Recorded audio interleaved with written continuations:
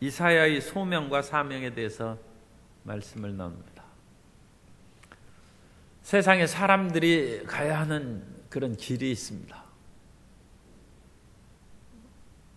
오늘날에는 상당히 자유롭습니다만 옛날에는 시집갈 때가 되면 나는 평생 시집 안 가고 엄마하고 산다고 그러지만 다 시집가서 엄마가 되고 그래서 인류가 번성하는 것입니다.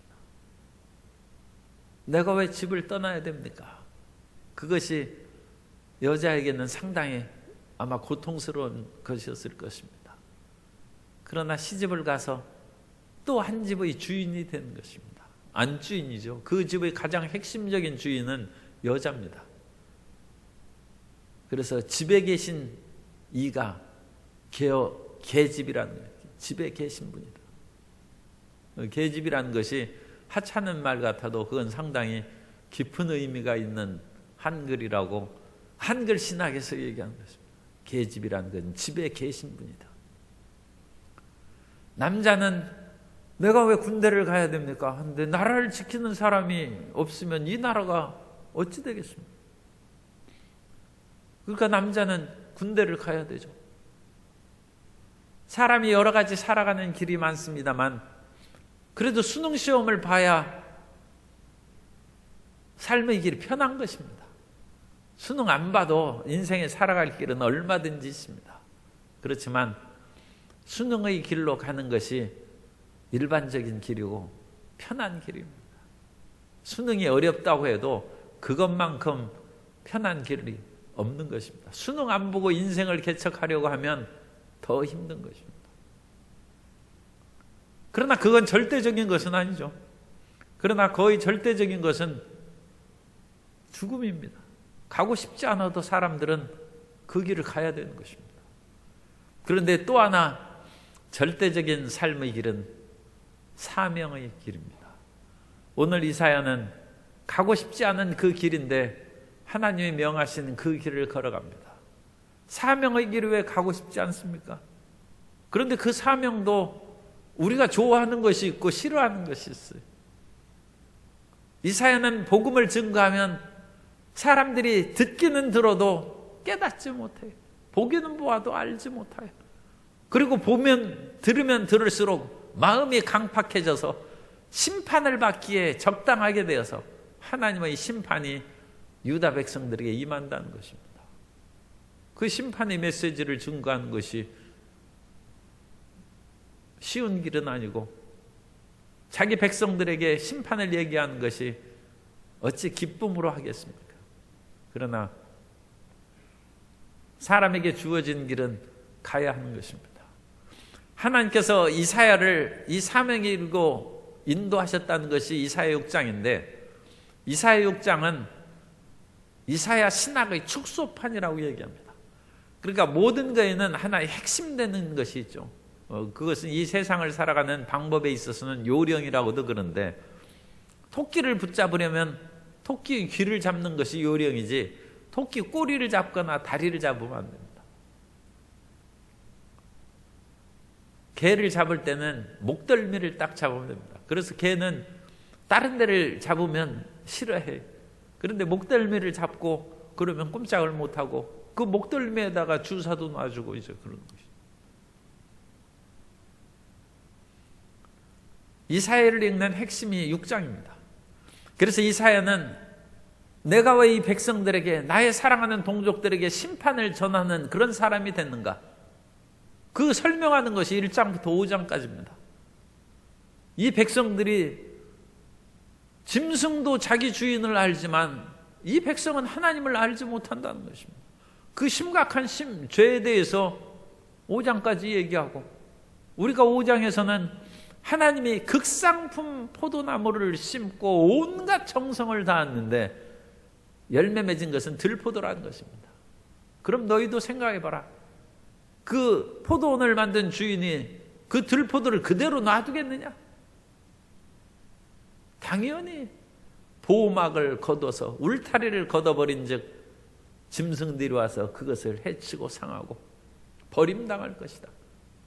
그런 처참한 상황에 놓인 이스라엘과 유다 앞에 육장이 나타나서 내가 그 상황 가운데 사명을 받았는데 무슨 말을 하겠느냐. 결국 이 백성들에게 심판을 전하지 않겠느냐. 하나님께서는 가끔 인생을 이리저리 코너로 몰아서 하나님의 사명을 깨닫게 하는 것이 이사야 6장에 나오는 그 사명의식입니다. 그래서 이사야는 아마 왕족이었을 것이고 나라에 대해서 상당한 책임감을 갖고 일하는 신분이었던 것 같습니다. 그런데 우시야 왕이 죽던 해 위기의식입니다. 사람이 위기의식을 가질 때 하나님을 찾아 나오는 것입니다.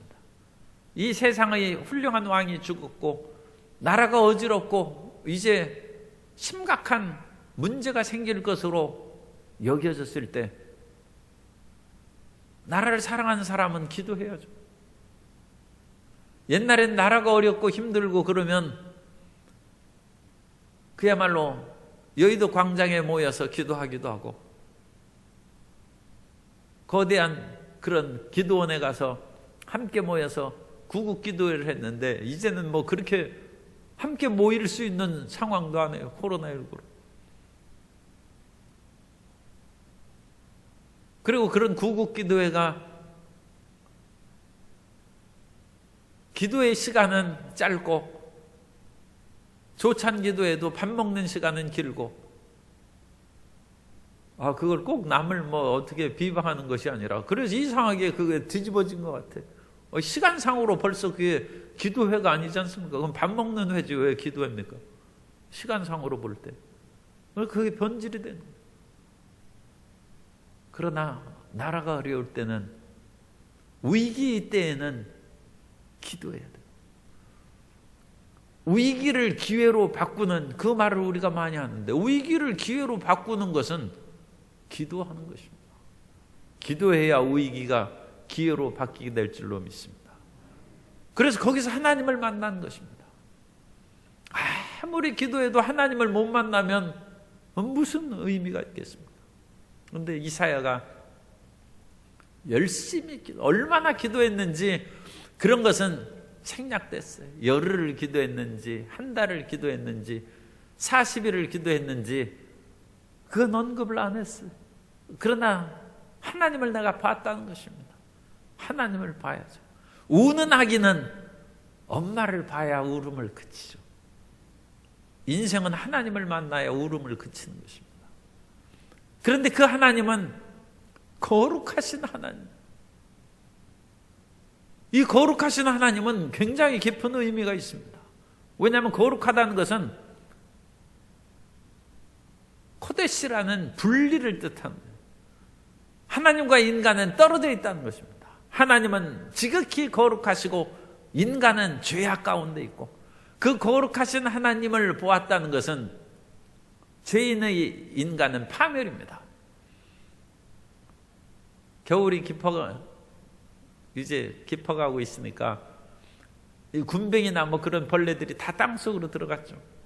그런데 봄철이 되어서 논밭을 다시 갈아엎을 때 땅속에 숨어 들어갔던 군뱅이가 겨우내 어둠 속에서 이렇게 숨어서 잠을 자고 있다가 땅을 뒤집어 버리니까 찬란한 햇빛이 쫙 눈에 보이면 그 군뱅이는 화로다 나여 망하게 되었다.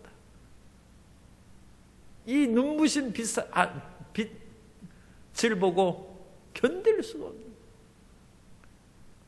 거룩하신 하나님을 만난 이사야의 탄성이 화로다 나여 망하게 되었다는 거죠. 나는 입술이 부정한 백성이요 입술이 부정한 백성들 중에 거하면서 만군의 야훼를 배웠기 때문이다. 자아의식입니다. 하나님을 만난 후에 어떤 사람은 하나님하고 나하고 친구다 뭐 그러면서 하나님 다 내 말을 듣는다고 하는 그 어떤 사람이 있었는데 그건 참 이사야의 신학에 의하면 그것은 거짓입니다. 하나님을 만나면 화로다 나여 망하게 거룩하신 하나님을 만난 그 인생은 이사야가 무슨 엄청나게 죄가 있었겠습니까? 그러나 죄 없는 인생은 또 없는 것이죠. 그러나 이사야가 큰 죄는 없었을 거예요.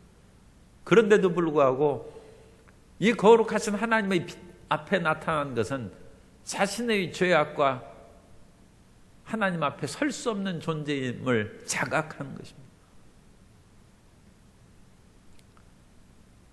베드로가 밤이 맞도록 고기를 잡다가 고기 한 마리도 잡지 못하고 실망하여 그물을 씻고 있을 때 예수님께서 오셨습니다.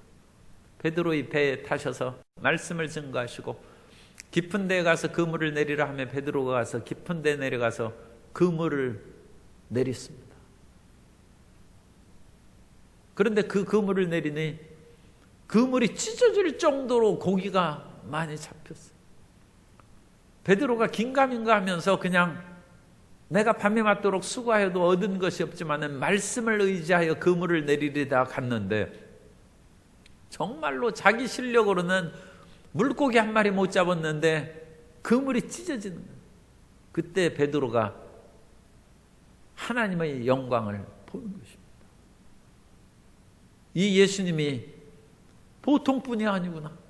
그 말씀을 듣고 내가 정말로 억지로 깊은 데 가서 그물을 내렸는데 이러한 기적이 나타나는 것을 보니까 예수님은 하나님이라는 것입니다. 그때 베드로가 주여 나를 떠나소서 나는 죄인이로소이다. 하나님을 만난 자의 고백입니다. 그것이 이사야에 있었으나 베드로에 있었으나 마찬가지입니다. 하나님을 만난 자는 자기 죄악을 보는 것이고 그 앞에 꿇어 엎드리는 것입니다. 그것이 성경의 가르침이요 말씀인 것입니다. 오늘날 인간의 교만을 얘기하는 것은 그건 헛되고 거짓된 것입니다. 그러면 하나님께서 우리를 죽이시려고 죄를 깨닫게 하셨겠습니까? 주님, 내가 죄 중에 있사오니 내가 어찌하리까 할 때 죄 사함의 실력이 하나님밖에 없습니다.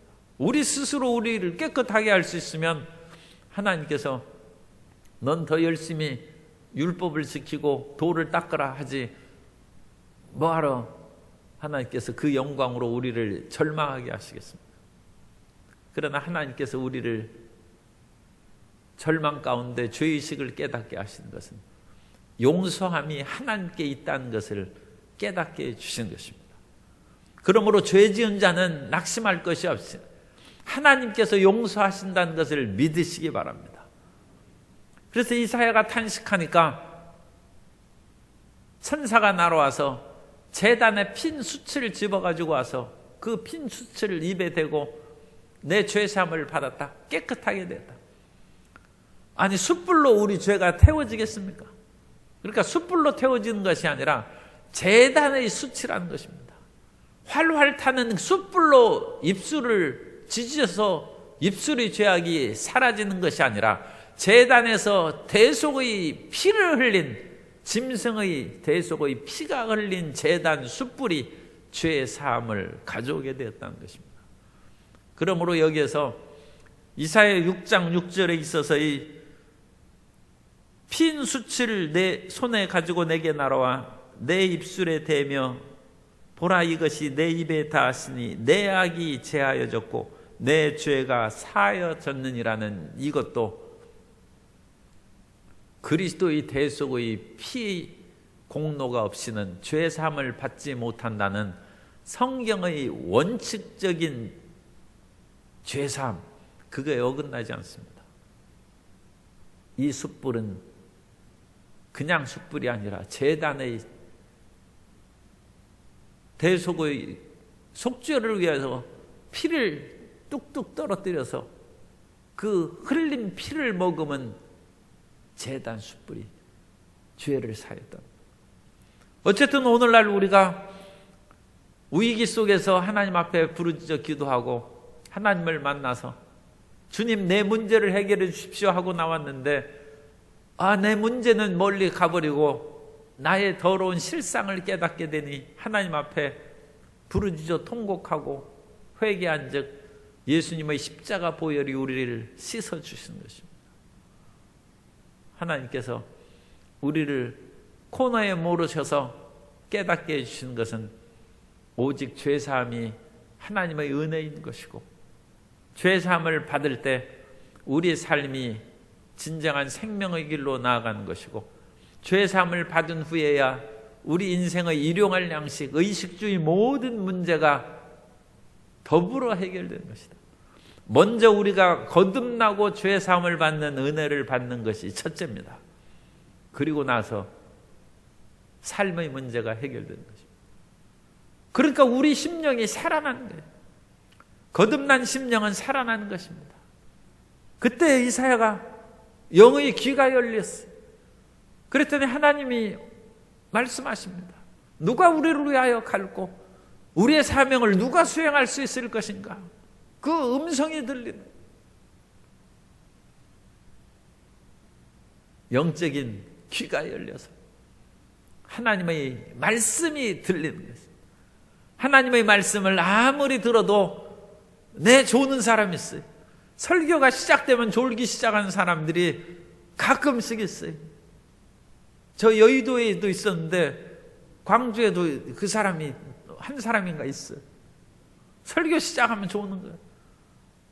아유, 큰 문제. 우리 귀가 열리지 않았어요. 그런데 이사야가 귀가 열려서 하나님의 음성이 들려. 그러자 이사야가 내가 여기 있다, 나를 보내소서. 이사야는 기쁨 가운데 자원하는 마음으로 그 일을 시작했어요. 다윗이 범죄한 후에는 하나님을 생각하면 마음의 기쁨이 사라졌어요. 죄를 지으면 기쁨이 사라지는 것입니다. 그래서 밧세바와 동침한 후에 그 나단이 죄를 지적하고 회개한 후에 다윗이 하나님 앞에 부르짖어 기도하기를 주여 내 죄를 용서하시고 자원하는 심령을 회복시켜 달라고 얘기합니다. 이사야 시편 51편 12절 이하에 보면 주의 구원의 즐거움을 내게 회복시켜 주시고 자원하는 심령을 주사 나를 붙드소서. 그리하면 내가 범죄자에게 주의 도를 가르치리니 죄인들이 죽게 돌아오리이다. 다윗도 복음 전파의 사명을 여기 받는 것이죠. 주의 구원의 즐거움을 내게 회복시키소서. 예수 믿는 즐거움을 회복시켜 주셔서 자원하는 심령으로 주의 일을 행하게 하시면 내가 범죄자에게 주의 도를 가르치리니 죄인들이 죽게 돌아오리다. 이사야가 자원했을 때는 이 다윗이 시를 생각했을지도 몰라요. 그런데 자원하는 심령을 주신 것은 맞는데 이사야가 얘기한 그 기도를 하니까 하나님께서는 죄인들이 죽게 돌아오는 것이 아니라 오히려 듣기는 들어도 깨닫지 못하고 보기는 보아도 알지 못하고 마음으로 돌이켜 고치지 못하도록 더 그들을 심판하기에 적당하도록 가서 전하라는. 아니 하나님, 제가 말씀을 증거하면 할수록 백성들이 더 나쁘게 된다는 것은 그 마음이 더 죄악이 드러나고 속에 있는 강팍한 마음이 이제 현저하게 드러나는 것이죠. 이사야가 가고 싶지 않은 그 길을 가는 것입니다. 그것이 사명입니다. 하나님께서 복음의 기쁜 소식을 증거해서 많은 사람이 구원받게 하는 일도 하나님께서 시키시면 하는 것이고, 이사야처럼 심판을 받을 그 즈음의 백성들에게 그 모든 것들을 완전히 쫓겨나가고 황폐하게 될 때까지 그 사명을 수행해서 마지막 그 모든 백성들이 참 이건 결코 있어서는 안 되는 그런 일이지만 완전 망해야 회개한다는 거죠. 이 백성들이 다 성읍들이 황폐하고 가옥들은 다 사람들이 쫓겨나가고 그들은 사로잡혀서 몰래 쫓겨나갈 때까지 하라는 것입니다. 유다가 망할 때까지 그 말씀을 증거합니다. 일찍 정신을 차리지 않으면 하나님은 끝까지 가시는 거예요. 그런데 하나님이 위대하신 것은 끝까지 갔는데 거기서 다시 살리실 수 있어요. 하나님은 죽은 자를 살리시고 없는 것을 있는 것 같이 부르시는 하나님이십니다. 하나님밖에는 못합니다. 인생은 그렇게 코너로 몰리면 다시 구하지 못합니다. 비행기가 그야말로 이 에어쇼, 공중쇼를 하면서 밑으로 딱 해서 옛날에는 한강 다리 밑으로 비행기가 쫙 들어가서 물과 다리 사이를 비행기가 통과해서 올라.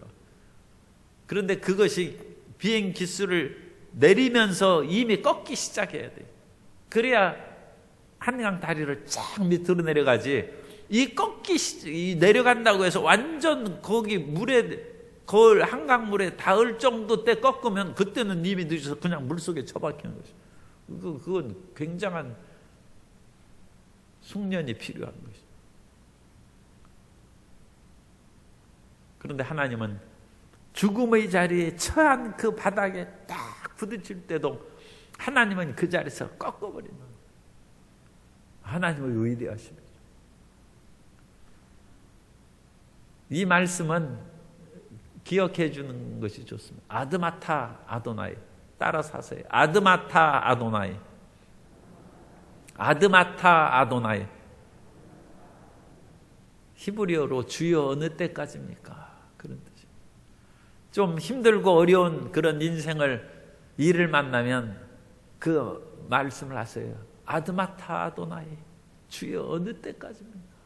아드마타 아도나이. 어느 때까지 내가 아파야 됩니까? 아드마타 아도나이. 어느 때까지 삶의 물질의 문제에 고통을 당하고 아드마타 아도나이. 사람과의 갈등과 괴로움 속에서 어느 때까지 살아야 됩니까? 아드마타 아도나이. 그런데 하나님께서는 이 멸망의 길에 있을 때에도 남은 자를 두신다는 거예요. 그래서 이사야 6장이 이사야 신학의 축소판이라고 한 것은 아무리 심판해도 하나님은 다 멸망시키기 위해서 심판하는 것이 아니라 다시 살리고 회복하기 위해서 심판하는 것입니다. 그래서 수많은 사람이 사라지고 죽고 끌려갑니다. 그래서 10분의 1이 남았어요. 그런데 그 10분의 1도 또 하나님께서 심판하셔서 그 가운데 또 일부가 쓰러지는 거예요. 그럼에도 불구하고 하나님께서는 마지막까지 없애지지 않고 최후의 보루를 남겨두셔서 밤나무와 상수리 나무가 배임을 당하여도 그 그루터기는 남아있는 것 같이 거룩한 씨가 이 땅의 그루터기니라. 남아있다. 이 남은 자 사상이라고 합니다. The remnant. 남은 자. 하나님은 반드시 남겨주십니다. 사르밧 과부가 가난해가지고 가뭄 시작하자마자 금방 먹을 것이 떨어져 있는데 남은 것이 얻었어요. 그런데 밀가루 한 줌과 기름 조금이 남아있어요. 그 불쌍한 과부도 2렙돈이 남아있어요. 하나님께 바칠 것이 있다. 그것이 살 길입니다. 하나님이 2렙돈 바친 과부, 예수님께서 그거 보셨는데 긍휼이 많으신 하나님께서 그 과부 안 살려주셨겠습니까? 그건 사르밧 과부의 이야기나 마찬가지입니다. 분명히 그 모든 삶에 30배, 60배, 100배로 사르밧 과부가 가뭄이 끝날 때까지 가루통에 가루가 떨어지지 않냐고 기름통에 기름이 끊어지지 않은 것처럼 살 길을 열어주셨을 것입니다. 마지막까지 믿음을 견지하시기 바랍니다. 그것이 회복의 길입니다. 모든 것이 무너지고 쓰러지고 없어졌을지라도 끝까지 예수님은 나의 구세주다. 예수님은 나의 구주시다. 그 하나만 믿으면 돼요. 그 더 간단하게 하면 예수는 그리스도다. 예수 그리스도만 믿으면 돼요. 예수 그리스도. 그러면 우리는 다시 살아나고 회복될 것이고 주님께서 모든 것이 사라진 욥을 회복시킨 것처럼 예수 그리스도를 믿는 사람은 회복의 역사가 임하게 될 줄로 믿습니다. 가고 싶지 않은 길이라 할지라도 주님의 명령이면 그 길을 걸어가고, 혹시 그것이 깨닫는 것이 늦어져서 모든 것이 헝클어지고 무너져서 그제서야 겨우 천부여 의지할 데 없어 손들고 옵니다 할지라도 하나님은 그때로부터 다시 회복시킬 수 있다는 것을 굳게 믿고 예수는 그리스도라는 것을 굳게 붙잡고 전진하는 주의 자녀들이 되시기를 예수님 이름으로 축원합니다.